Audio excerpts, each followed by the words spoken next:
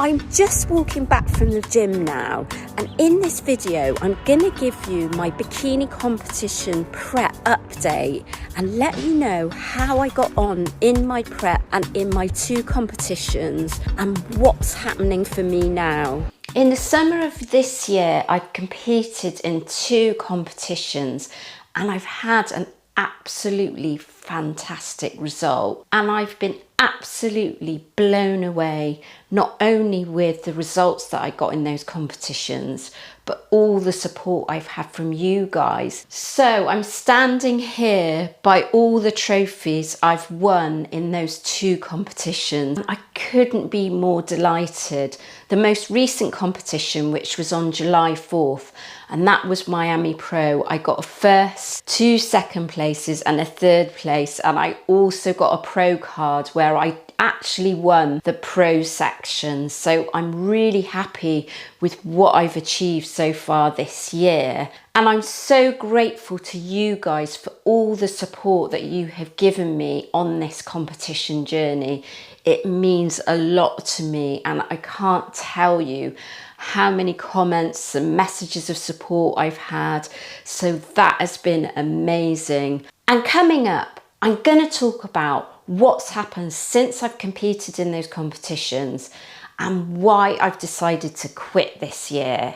Following those 2 amazing competitions, I'd actually booked a photo shoot the following week, and I was doing the same training and eating structure that I'd done leading up to the shows, which is actually a peak week, and a peak week is really grueling, and the eating structure, your calories actually get quite low. It's a tough psychological challenge as well as physical challenge, and it can actually reduce you to tears. With the benefit of hindsight, I actually didn't need to be doing a further peak week leading up to that photo shoot, because all I needed to do was retain the physique I've got. And so when you're trying to retain the physique that you've got or the weight that you've got, actually all you need to do is be on maintenance calories, and I could have just done a small amount of training. So instead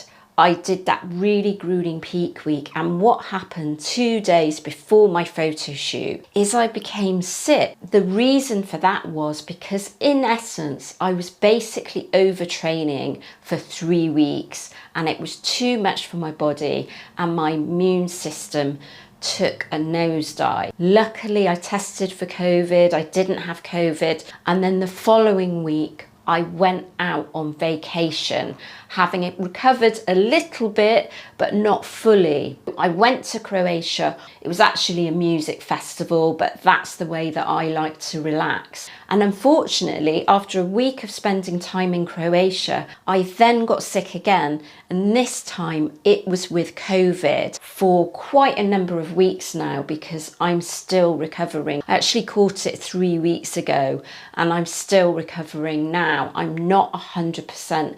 I just started back at the gym, very small scale, 40-minute strength training sessions with rest days in between those sessions. I'm not able to fully get my breath in at the moment. I'm feeling fatigued, so I'm just not 100%, so I'm doing a very small amount. And then in terms of my nutrition, I've actually been eating anything I like. So I'm going to give you a bit of a physique update here. It hasn't been the disaster that I thought it would be in terms of not going to the gym for 5 weeks. I brought my calories back up while I was in Croatia, still making sure that my food had good macronutrient content. When I got sick the second time, I've just been eating for recovery, really. Eating quite a lot of treats and things that I like to eat, just so that I can restore and recover my body. And it's really not a good time to be in a calorie deficit when you're recovering from an illness. I've put on a few pounds. It's around about 4 pounds, which is 2 kilos. That's all perfectly normal when you've just done a competition. You're not going to retain the physique that you had. Here's a bit of a clip of what I look like now. What I need to do now is actually look after my health. The original original plan in terms of my competitions was to compete again in the autumn.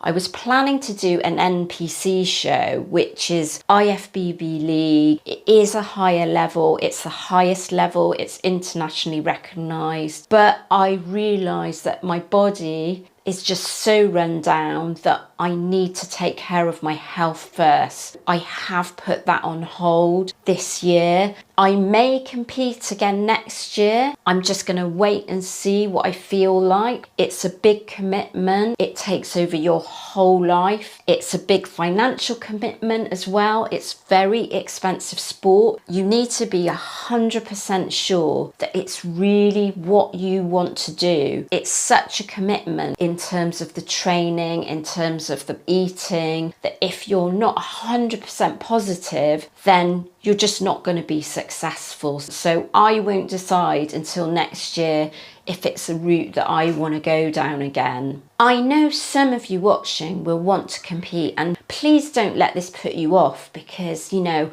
I love competing. But the reason I wanted to share it with you guys is this kind of applies to anyone, whether you're competing or not. And that's, if you overtrain, if you train too hard, it's going to cause problems. You could get sick, you could get injuries, and then that's going to be counterproductive, because it's put me out for about 5 weeks, and I've still got a number of weeks before I'm going to be back to normal. So it's really important to get those rest days in, not overtrain, not do too much cardio, and that then for you is going to mean it's more sustainable and you'll be able to stick to it without getting sick, without getting injuries. You can actually find that your body hangs on to fat too much if you overtrain and undereat. Please do comment below with what you think about my decision to stop competing. I would love to know.